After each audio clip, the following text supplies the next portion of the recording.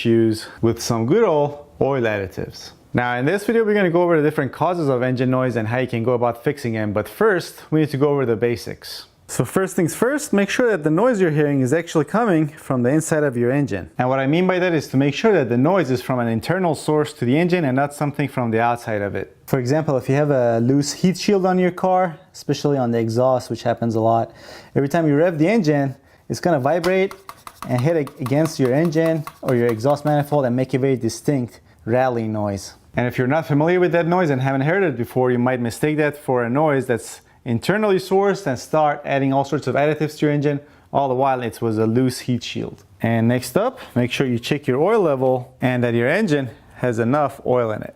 Also make sure that the source of your engine noise is not due to detonation, for which the diagnostic procedure is very different. And I do have a separate video for that, which I'll include a link to at the end of this video. So you make sure you watch this video all the way to the end. So yes, in this video, we're going to go over main bearing or rod knocks and also lifter knocks or lifter noise in general. Now, some of you may know a rod knock is when your rod bearings, which I'm going to show you in a sec, right here, gets worn out beyond a certain limit and creates slack between this bearing cap and your crankshaft. And when that happens, every time this connecting rod, which is attached to your piston, goes up, on its way down, it's going to smack against this end and make that distinct knocking noise. Now, as far as what usually causes rod knock or these bearings to wear out prematurely, it is usually poor maintenance, or in other words, lack of frequent oil changes, or poor oil circulation through your engine due to a faulty component. Hope you guys are ready for some engine porn, because I'm going to show you how this whole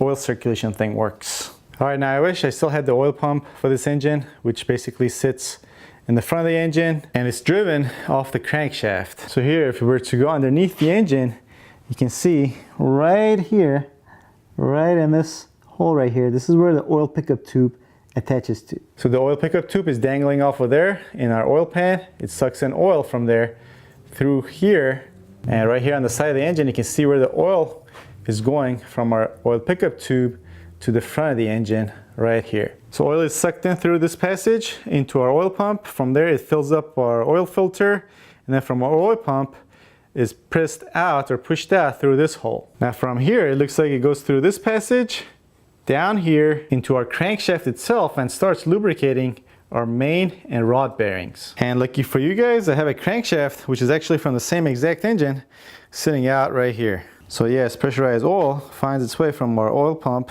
into this hole right here, and then from this hole, it travels through the crankshaft, our rod and main bearing journals of our crankshaft, and lubricates all the bearings that are on these journals.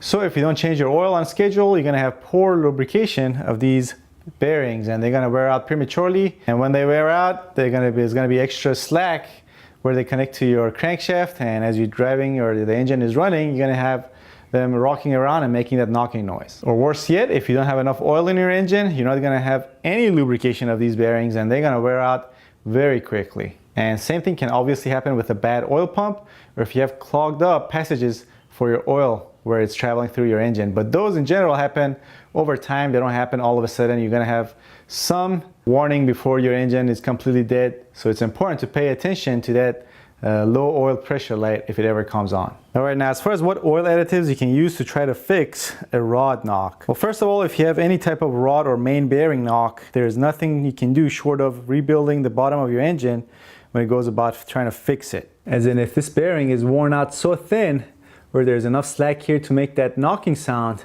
you cannot rebuild this without replacing it, or in other words, defy the laws of physics. Now, however, if you catch a rod knock early enough, which requires you being very in tune with how your engine is running and all the different noise it's making, what you can do is to simply use a heavier or thicker oil, or some Lucas engine oil treatment, which in layman's terms basically thickens your oil, to try to dampen the noise that's coming from your connecting rod hitting your crankshaft every time your crankshaft spins around. But again, this requires you catching it very early and also knowing and being sure that it's actually a connecting rod bearing that is starting to wear out. Because if, let's say, if it's a lifter, hydraulic lifter, that's not getting enough lubrication, if you put thicker oil in your engine, you're just going to simply make that noise worse. In so many words, if you have an engine rod knock, your engine is f***ed. Alright, now let's move on to more pleasant situations, which is if you have some lifter or let's just say upper engine noise. All right, so when you hear people talk about lifter noise, they're generally talking about hydraulic lifters. So for example, on this engine, you can see all the lifters right here.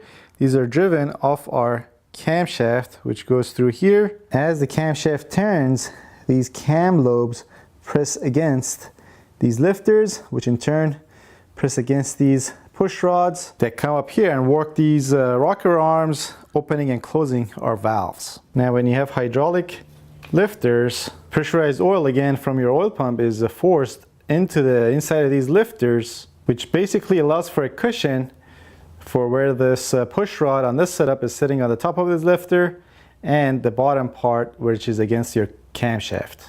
So generally speaking, on these hydraulic lifters, there's no need for adjusting the valve lash, or in other words, these lifters are called self-adjusting lifters. And the way pressurized oil is supplied to these lifters is, again, it comes through here, goes through the oil pump, out here, goes through here, and I think one side, as we talked about earlier, goes to the crankshaft, but one side from this end comes inside the valley of this engine, and if you look closely, you can see the passage where it travels through here and feeds all these lifters on this side.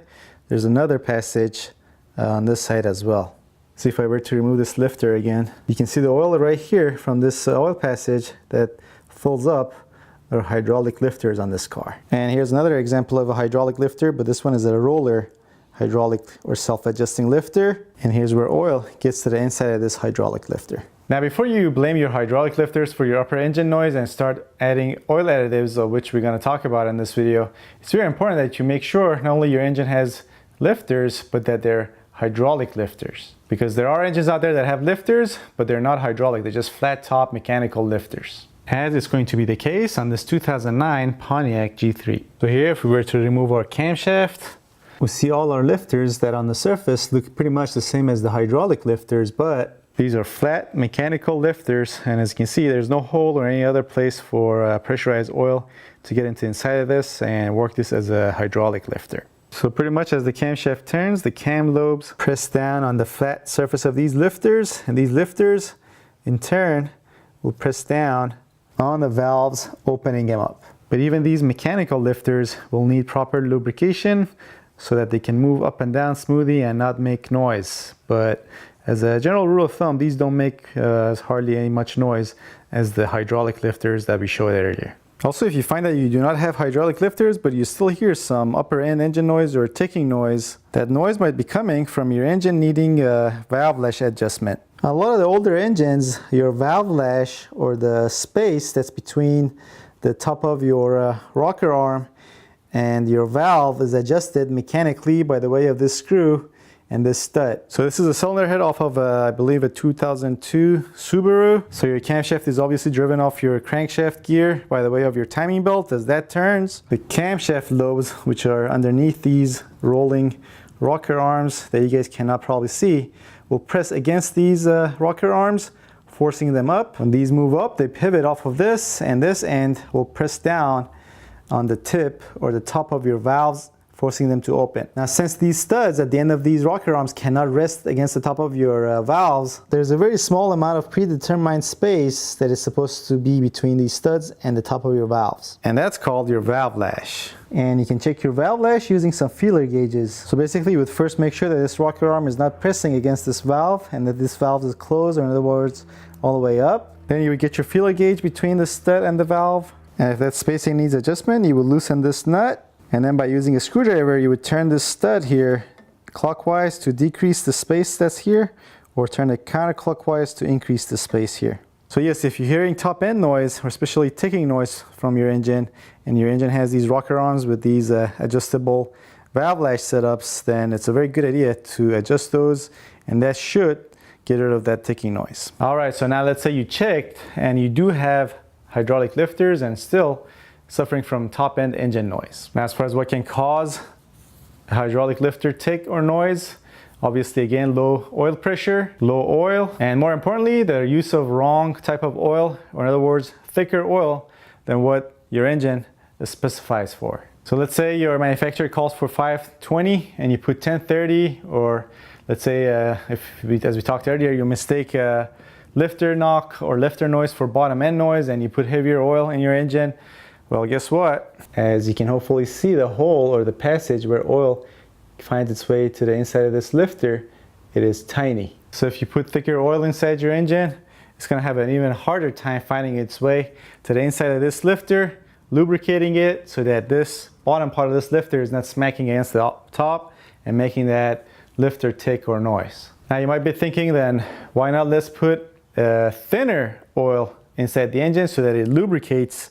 or it can get inside this lifter easier so that we can get rid of that noise. Now I highly recommend against that, because if you put thinner oil than what your engine specifies for, then you run the risk of not properly lubricating your connecting rod and main bearings, wearing them out prematurely, and therefore ruining your engine entirely. Now, however, if you do have noisy hydraulic lifters and you've ruled out any obvious mechanical failures like a bad oil pump or maybe even a low oil level inside your engine, that noise is probably due to buildup or partially clogged oil passages from your oil pump to your hydraulic lifters, or maybe dirty hydraulic lifters themselves. Now, if you suspect that to be the case, you can try to clean the oil passages inside your engine using an engine flush agent.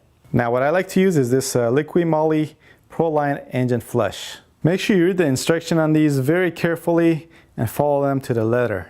Also, don't drink these. You would think this would go without saying, but if it did, they wouldn't put it on the can. Now, if you're interested in buying these, as far as I know, they don't sell them at AutoZone or O'Reilly's or any other local auto parts stores, and you're gonna have to buy them online. If you wanna know where I got these from, I put a link to where I got it down below in the description box, so you can click on it and check it out for yourself. Now, as we talked about earlier, if your car's been sitting for a long time and then you go and start it and then it starts making the lifter noise and it doesn't go away, do not panic and start adding oil additives to your engine. It's simply because all the oil from the inside of your lifters has drained out, and now it's simply going to take a while before all of them fill back up and stop making noise. Now, with that said, let me take you over to a real life example of what we just talked about. Now, as some of you know, I recently replaced the timing belt and all the camshaft seals on this 2000 Audi A6 with the 2.7 liter bi-turbo engine. And since I documented and made videos out of each step for this procedure, this car ended up sitting here for quite some time, and therefore all the lifters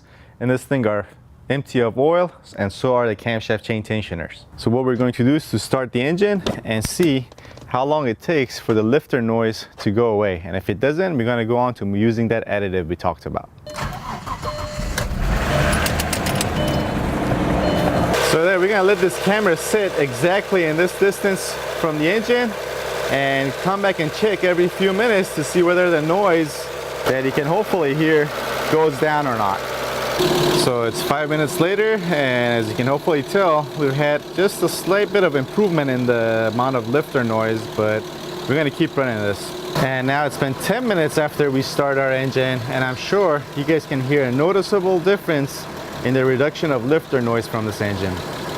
And now it's been about 25 minutes after we started this engine, and as you can hopefully tell, there's hardly any lifter noise.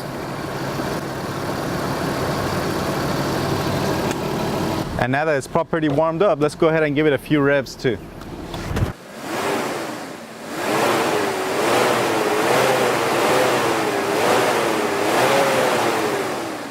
So there you have it. I think we covered a lot in this video.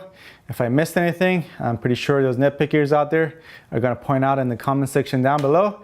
And if you like this video, make sure you give it a thumbs up. And if your sister was the first girl you saw naked, give it a thumbs down. And also check out these other related videos, of which I put links to on this side of the screen.